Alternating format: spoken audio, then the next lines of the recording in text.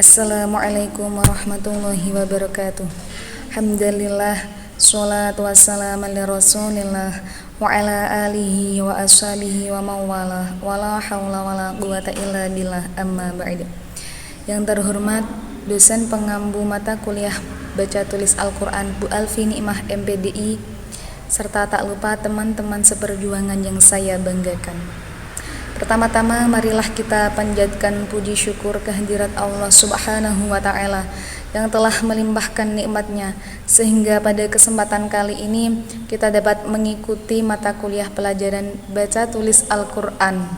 Sholawat serta salam tak lupa kita aturkan kepada junjungan Nabi Agung Muhammad Sallallahu Alaihi Wasallam yang senantiasa kita nantikan syafaatnya ila yaumil qiyamah. Amin Allahumma amin. Pada kesempatan kali ini, kami dari kelompok 4 akan mempresentasikan makalah yang berjudul Kompetensi, Peran, dan Etika Guru dalam Pembelajaran Baca Tulis Al-Quran. Di sini saya Sailin Nihlah sebagai moderator, dan yang 3 lainnya pemateri yakni Wiwit Puji Lestari, Rihunada Magfiroh, dan yang terakhir Ami Silmia. Langsung saja kita pada pemateri pertama. Wiwit Puji Lestari, dipersilahkan. Etika guru dalam pembelajaran baca tulis Al-Quran. Etika berasal dari kata Yunani etikos, berarti adat atau kebiasaan. Secara terminologis, istilah etika dalam Al-Quran adalah al-khuluq, yang artinya akhlak. Al-Ghazali di dalam merumuskan kode etik menekankan betapa berat kode etik yang diperankan oleh seorang pendidik di peserta didiknya.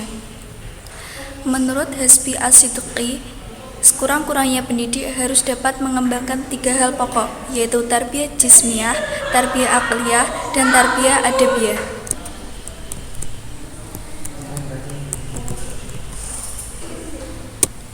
Selanjutnya, kode etika guru dalam pembelajaran diantaranya menerima segala problem peserta didik dengan hati dan sikap yang terbuka, bersikap santun dan penyayang, menjaga kewibawaan dan kehormatannya dalam bertindak, memperbaiki sikap peserta didiknya, menjadikan kebenaran yang diajukan oleh peserta didik, menjadikan kebenaran sebagai acuan dalam proses pendidikan.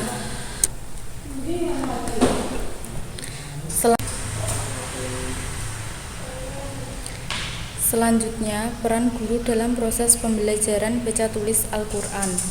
Tugas utama guru Al-Quran dalam program meningkatkan kemampuan membaca Al-Quran. Peran guru mencakup 1. Guru sebagai pendidik, 2. Guru sebagai pengajar, 3. Guru sebagai pembimbing, 4. Guru sebagai pelatih, 5. Guru sebagai penasihat, 6. Guru sebagai peneliti, dan yang terakhir guru sebagai pembaharu atau inovator. Standar kompetensi dalam pembelajaran BTA. Standar kompetensi sendiri merupakan perumusan tentang kemampuan yang harus dimiliki seorang siswa untuk melakukan suatu tugas atau pekerjaan yang berdasari atas pengetahuan, keterampilan, dan sikap kerja sesuai dengan prosedur yang ada. Langsung saja yang pertama, standar kompetensi kelas 1 semester 1. Yang pertama, membaca huruf-huruf hijaiyah. Yang kedua, membaca tanda huruf Al-Quran. Untuk materi selanjutnya, silakan bisa dibuka di makalah. Yang kedua, standar kompetensi kelas 1 untuk semester 2. Yang pertama, menulis huruf-huruf Al-Quran. Yang kedua, menulis tanda baca Al-Quran. Ketiga, baca Al-Quran dengan tartil. Dan yang keempat, silakan dibuka sendiri. Standar kompetensi kelas 2 semester 1. Yang pertama, membaca surat pendek dan Al-Quran. Yang kedua, menghafal surat-surat pendek dalam Al-Quran. Ketiga, menulis huruf-huruf Al-Quran yang bertanda baca. Untuk kelas 2 semester 2, yang pertama, membaca surat pendek dalam Al-Quran. Kedua, menghafal surat pendek dalam Al-Quran. Dan yang ketiga, mengetahui tanda baca Al-Quran.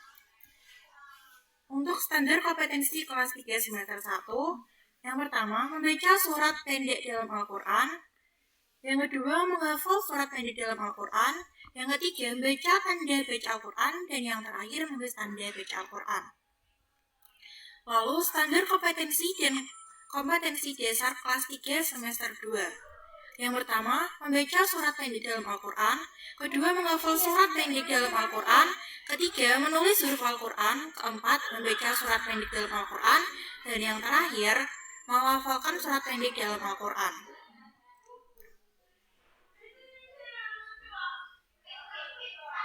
Lalu standar kompetensi dan kompetensi dasar kelas 4 semester 1. Yang pertama, menulis huruf-huruf Al-Quran. Yang kedua, membaca surat pendek dalam Al-Quran. Dan yang terakhir, menghafal surat pendek dalam Al-Quran.